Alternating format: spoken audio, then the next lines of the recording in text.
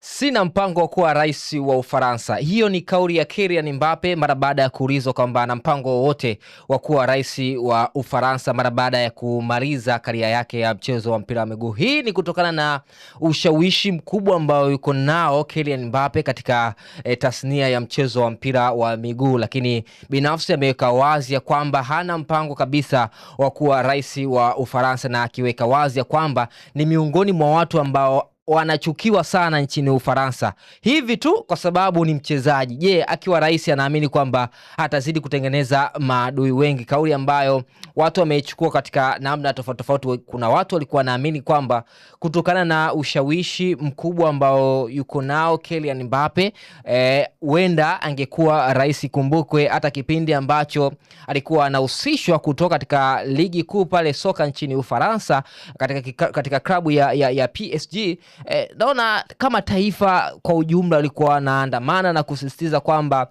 aendelee kusalia kunako kikosi hicho cha PSG, lakini binafsi akachagua kwenda kujiunga na kikosi cha Real Madrid. Huyu ni nahodha wa timu ya taifa ya Ufaransa, na ameweka wazi kwamba wale ambao wana matumaini kwamba kama atamaliza kucheza mpira basi anaweza kuwa rais wa Ufaransa, mawazo hayo wayafute, na yeye hana mpango kabisa wa kuwa rais wa Ufaransa. Huyo ni Kylian Mbappe, nyota wa kikosi cha Real Madrid, lakini ni nahodha wa timu ya taifa ya Ufaransa. Ameweka wazi hivyo. Funga Meza Junior, endelea kunifuatilia kupitia mitandao yangu mbalimbali ya kijamii.